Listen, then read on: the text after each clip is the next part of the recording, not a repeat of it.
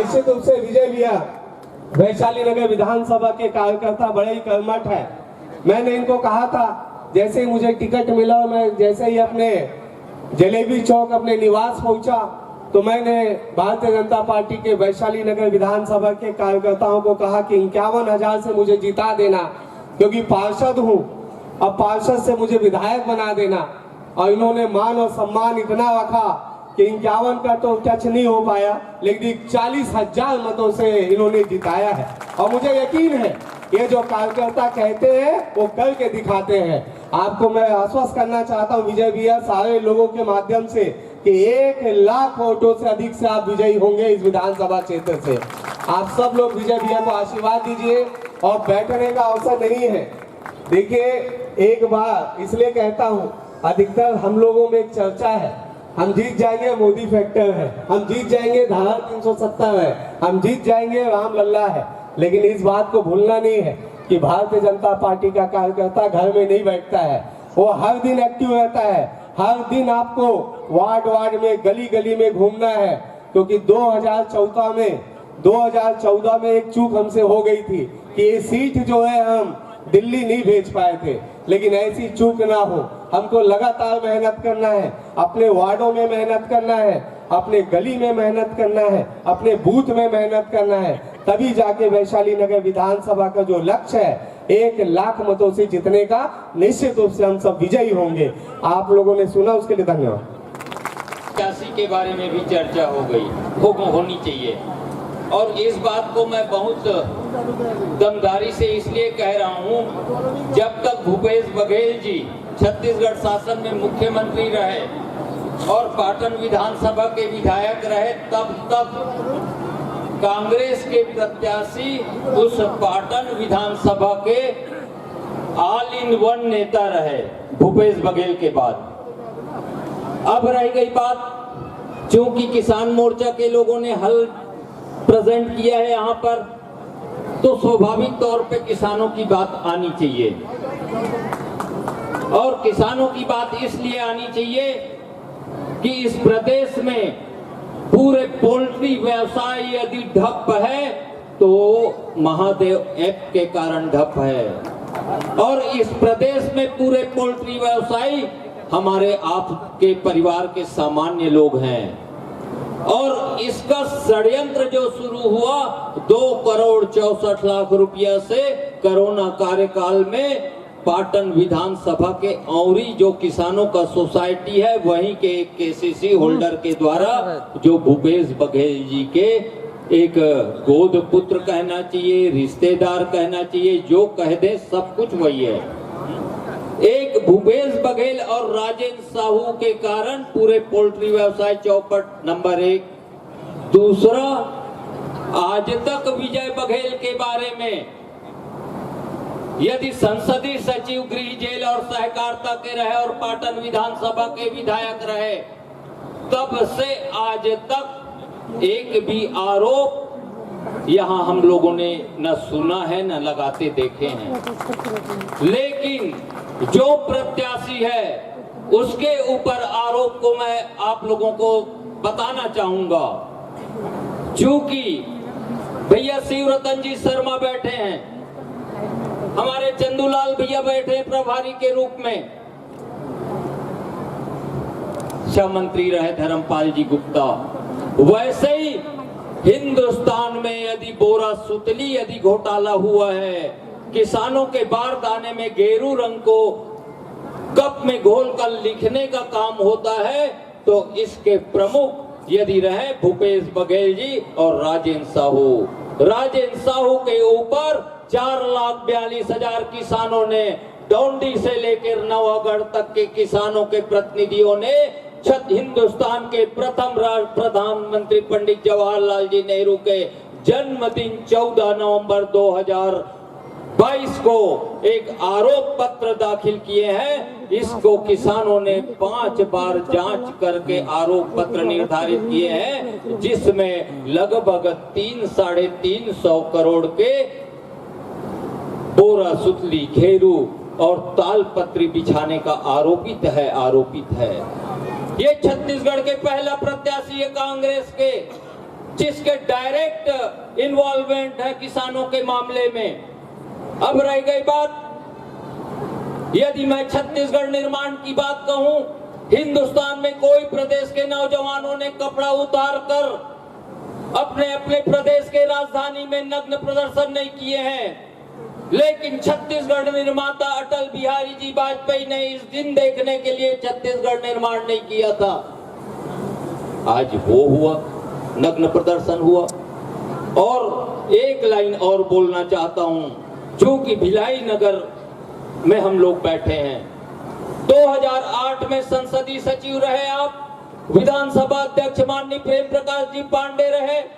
छत्तीसगढ़ में किसी कांग्रेसियों ने किसी कोऑपरेटिव इंस्ट्रूमेंट को बचाने का काम नहीं किए, मारने का काम किए, लेकिन इन दो व्यक्तियों ने अपने अपने क्षेत्र के बहुत महत्वपूर्ण कोऑपरेटिव सोसाइटियों को रिजर्व बैंक ने लिमिट देना बंद कर दिया था, उस लिमिट को जिंदा करने का काम किया तो आप दोनों व्यक्ति हैं। आज यहाँ पर चर्चा किया जाए तो बहुत सारे चर्चा होंगे, लेकिन नुक्कड़ सभाओं में चर्चा करेंगे। आज जिंदाबाद जिंदाबाद जिंदाबाद। इकबाल भैया पानी की बाटल लेकर से थी दे गेरी से कि कांग्रेस वाले मल इतना गाली दे पानी पी पी के दे, लेकिन जैसे पानी मिली तो गाली देना बंद कर दी।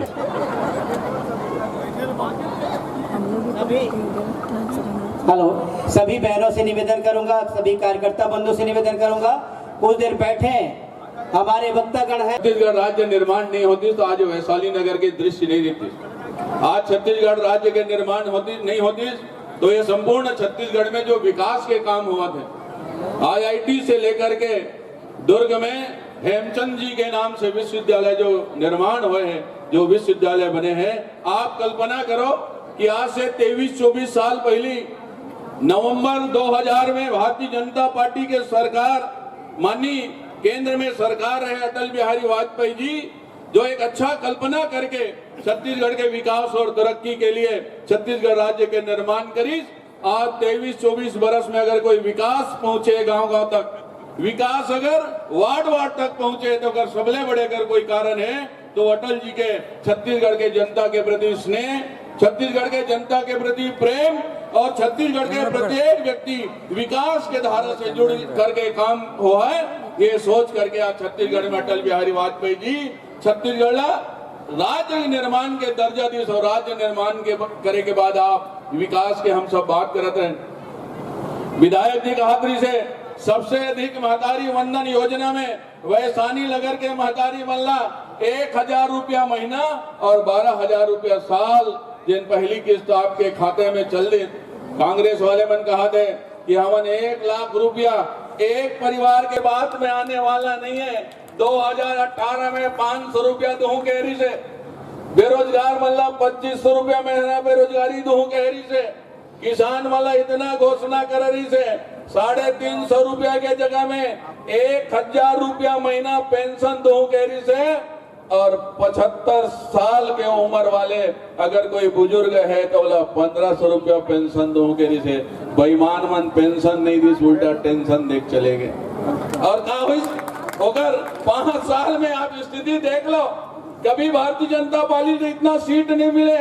ये यहाँ के मुख्यमंत्री भूपेश बघेल रहे, मंत्री रहे, एक जन सियाना मंत्री चल महासमुंद राजन की इस गैप में दुर्ग डहा रहा हूँ। ये सियानहाल के वहां महासमुंद भेज दी, अपन दुर्ग ले लड़ूं कहा थे, न ये उल्होना है और न वाला जमुना है वहां जाकर के। ये दोनों के कहानी खत्म होने वाला है। और राजेंद्र साहुल ऐसे समय में टिकट मिले, बेटी हो जब वो 4 जून के जब खुले तो कमल आप लदिवा है, जो विश्वास आप लदिवा है मोदी जी आपके नल कनेक्शन से लेकर के और चंद्रमा और सूरज तक पहुंचे के कोई व्यवस्था करे है, तो ये देश के यशस्वी प्रधानमंत्री, दुनिया के सबसे बड़े ताकतवर नेता माननीय नरेंद्र मोदी जी करे है। आप निर्देश आए बहुत संक्षिप्त में बोलना है कि क्या है, जयकारा जल्दी लगा दो, बहुत जल्दी से संक्षिप्त में बात को समाप्त करो।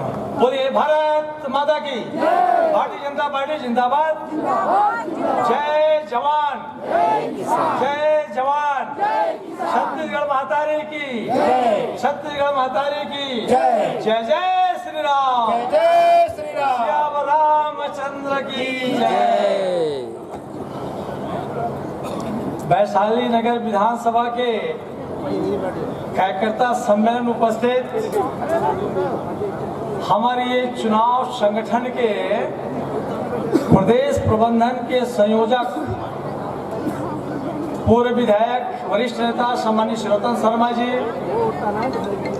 लोकसभा क्षेत्र के सक्रिय जुझारू और सबसे मिलने वाला मिलनसार सांसद और सांसद के प्रत्याशी, लोकसभा के संयोजक और बेमेतरा विधानसभा क्षेत्र के विधायक पूर्व विधायक सम्मानीय अवधेश सिंह चंदेल जी, हमारे सत्संग सम्मानीय प्रीत 60 साल में तोड़ मरोड़ दे।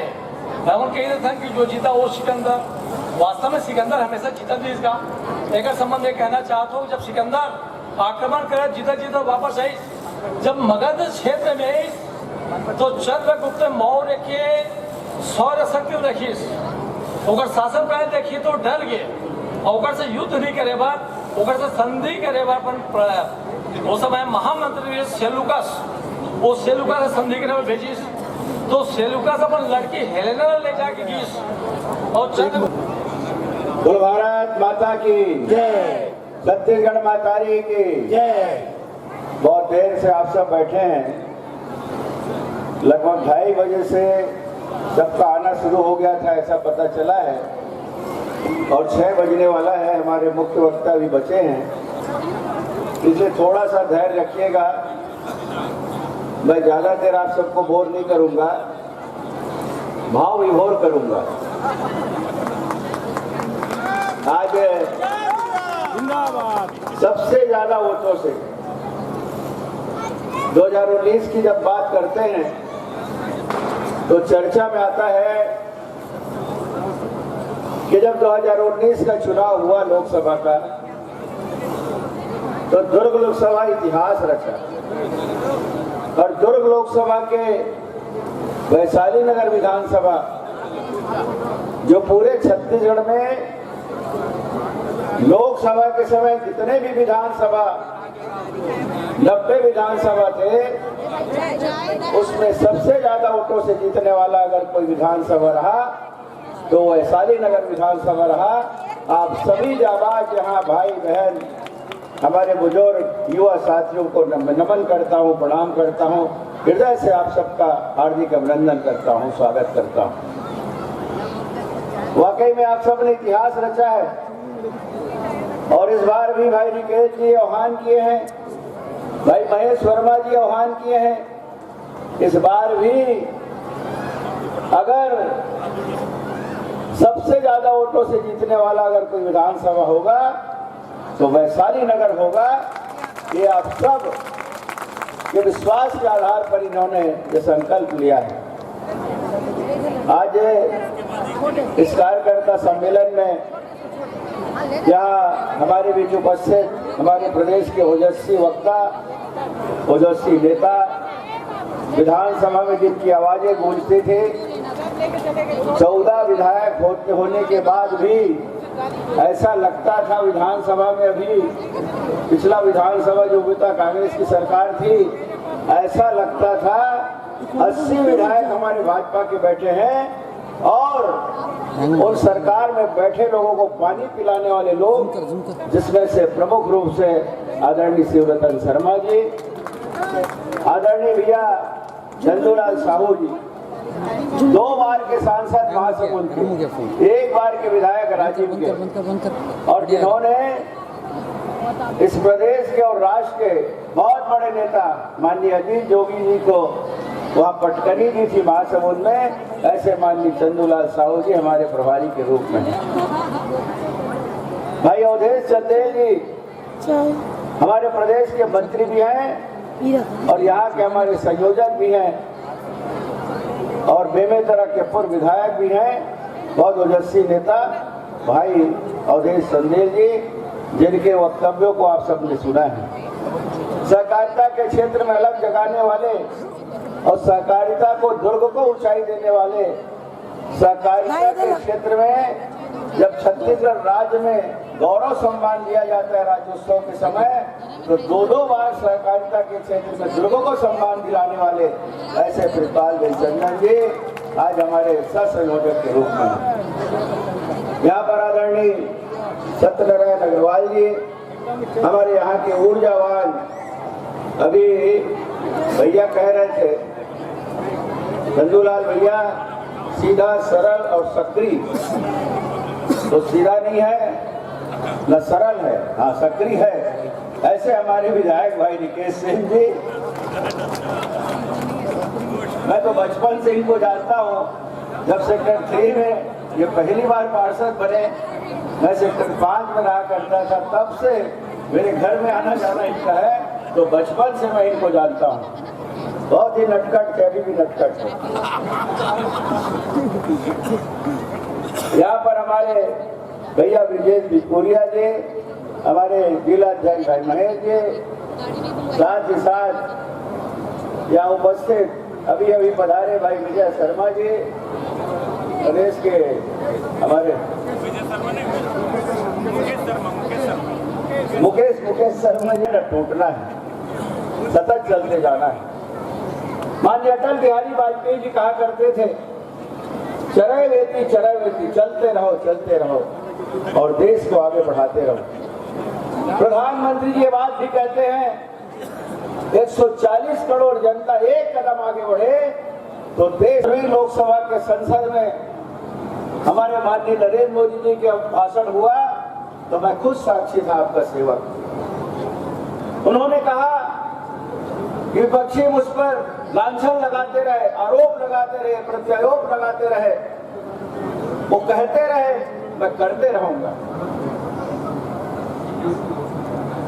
और उन्होंने ये भी कहा, विपक्षी मुझ पर ईंट फेंके, पत्थर फेंके, मैं उन ईंट पत्थरों को इकट्ठा करके भारत के नव निर्माण के नींव के रूप में उपयोग करूंगा, ऐसा कहने वाले माननीय नरेंद्र मोदी जी। ये सोच हमारे मन में आएगी क्या? एक साधारण व्यक्ति, हम लोग ये बोलते हैं, तुम ईंट से मारोगे तो मैं पत्थर से मारूंगा, तुम एक डंडा मारोगे तो मैं 2 डंडा मारूंगा। ये सोच रखने वाले हम लोग हैं। लेकिन माननीय नरेंद्र मोदी जी की सोच देखिए, हर चीज में सकारात्मक सोच, हर चीज में देश के बारे में सोचना, हर चीज के बारे में, जनता के बारे में सोचना अगर किसी व्यक्ति के मन में है तो माननीय नरेंद्र मोदी जी के मन में है। ऐसे नेता हमारे, हम सब सौभाग्यशाली। एक अभी बता रहे थे ना, विदेशी माँ के कोख से पैदा लेने वाला क्या देसी हो सकता है? अभी भैया हमारे चंदूलाल जी बताए कहानी, हेलना कहानी। अब वो क्या कहते हैं, दिल्ली में कई वक्तव्य दिए, ये लोकसभा चुनाव में अगर हम जीत गए तो देश के सभी महिलाओं को 1 लाख रुपए 1 साल में देंगे। न सोचे, न समझे, न गणित लगाए, न कोई ज्ञान है। अरे भैया पहले ये तो देख लो कि भारतवर्ष का बजट कितना है, पहले ये तो देख लो छत्तीसगढ़ की बजट कितना है, और उसमें हामी भरने वाले कौन है? यहाँ के पूर्व मुख्यमंत्री नांदगांव से जो चुनाव लड़ रहे थे। वो दिन इंटरव्यू में बोल रहे थे, मैं सुन रहा था कि राहुल गांधी जी बोल दिए हैं कि हर महिला को 1 लाख रुपया सालाना देंगे। इस देश का बजट 45 लाख करोड़ है, भारतवर्ष का बजट, और इस देश में 140 करोड़ जनता है, जनसंख्या है, और आधी आबादी अगर ले लें तो 70 लाख करोड़, 70 करोड़, सॉरी 140 करोड़, 70 करोड़ हमारी बहनें हैं, आप लोग। अब 70 करोड़ बहनों को अगर 1 लाख रुपया दे तो कितना होगा? उतना पैसा है यहाँ छत्तीसगढ़ में। लगभग 1 करोड़ से ऊपर मतदाता बहने हैं, और यहाँ पर अगर 1 लाख रुपया दे दो तो 1 लाख करोड़ को महिलाओं के लिए हो जाएगा। कहां से आएगा भैया? तुम अपने नाना घर से लाओगे, इडली से लाओगे कि बिजली से लाओगे, अपने मामा घर से लाओगे? कैसा बेफिजूल बात करने वाले लोग हैं। न मन में कोई सोच न विचार। और एक तरफ देखिए हमारे प्रधानमंत्री जी, जब आखिरी कैबिनेट की बैठक हुई तब आने वाले समय में वो इतने सहजता से बोले कि पूरे ठहाका लगने लगा लोकसभा में। हम लोग 5 मिनट अपने ठहाके को रोक नहीं पाए, इतने ठहाके लगे कि मोदी जी ये बोले जब मेरी अगली सरकार आएगी, मतलब आ गई है, बोले हम अगली सरकार में जब बैठेंगे, मतलब कितना आत्मविश्वास है, तब हमारा 100 दिन का विजन हम पहले से तय करके रखेंगे। और आप देखिए आखिरी कैबिनेट में आने वाले सरकार की 100 साल एक एक पल का सदुपयोग करना, एक एक क्षण का सदुपयोग करना अगर किसी से सीखना है, हमारे नेता माननीय नरेंद्र मोदी जी से सीखना है। और ऐसे पार्टी के हम सिपाही हैं, हम सब सौभाग्यशाली हैं। और ये चुनाव हमारे लिए नहीं हो रहा है, किसी परिवार के लिए नहीं हो रहा है, सिर्फ विजय बघेल के लिए नहीं हो रहा है, विजय बघेल सांसद बन जाए उसके लिए नहीं हो रहा है। ये चुनाव हो रहा है देश के नव निर्माण के लिए और देश को तीसरी शक्ति बनाने के लिए हो रहा है। इसलिए भाइयों बहनों, हम सब जिस संकल्प के साथ आगे बढ़ रहे हैं, उस संकल्प को हम सबको पूरा करना है। ये लोग क्या विपक्षी, क्या ये जैसे 1 लाख बोले, इनका क्या भरोसा? कल ये भी बोल रहे चुनाव आएंगे तो हमको सब जवाब दिखाएंगे, जनता को सब जवाब दिखाएंगे कि हम आपके लिए चांद तारे तोड़ के लाएंगे। बोल सकते हैं तो बोल सकते हैं, क्योंकि माननीय नरेंद्र मोदी जी के निर्देशन में यहाँ के वैज्ञानिकों ने चंद्रयान बना के चंद्रमा में भेज दिया है। ये लोग ऐसा बोल सकते हैं, उसी चंद्रयान में हम बैठ के जाके चांद और तारे तोड़ के ले आएंगे, ऐसा बोल सकते हैं। और सूर्ययान भी अपनी तैयारी में है, तो इनका कोई भरोसा नहीं है। हम छत्तीसगढ़िया में किसान ना थूके थूक में बड़ा चुरोना ही मल्लाथ है।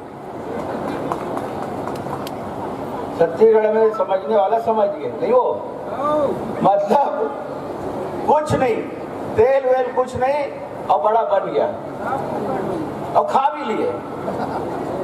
तो ऐसे लोग हैं, इसलिए मैं उनके बारे में ज्यादा नहीं बोलूंगा। अपनी हिसाब देना हमारा कर्तव्य है। और मोदी जी ने जो किया है और जो करने वाले हैं वो पूरे देश के सामने है, पूरी दुनिया के सामने है। और हम सब उन संकल्पों को पूरा करने के लिए अपना एक एक पल लगा दें। माननीय मोदी जी के भाव देखिए, 140 करोड़ जनता मेरा परिवार है। और परिवार का भाव किसके मन में आता है? परिवार का भाव उसके मन में आता है वो एक एक व्यक्ति की चिंता करे। हम लोग जैसे अपने परिवार में किसी को बुखार ना हो, कोई पढ़ाई कर रहा है कि नहीं कर रहा है बच्चा, कोई खाना खाया है कि नहीं खाया है बच्चा, कोई सोया है कि नहीं सोया है बच्चा, इस बात की चिंता एक परिवार के रूप में हम लोग करते हैं ना। 140 करोड़ जनता की चिंता जिसके मन में है वही बोल सकता है 140 करोड़ जनता मेरा परिवार है। और उनके मन में है कि मेरे 140 करोड़ परिवार के लोग कभी भूखा ना रहे, 140 करोड़ मेरे परिवार के लोगों के कोई बिना छत के ना रहे, कोई अशिक्षित ना रहे, कोई अस्वस्थ ना रहे, कोई रोगी ना रहे। ये सोच रखने वाले अगर कोई हैं तो माननीय नरेंद्र मोदी जी हैं। और इसीलिए वो कहते हैं 140 करोड़ जनता मेरा परिवार है। और हम सबके मन में भी यह भाव जागृत करते हैं कि मेरा परिवार, आप लोग भी इस परिवार में शामिल होइए और उस भाव से आप लोग भी सेवा करिए।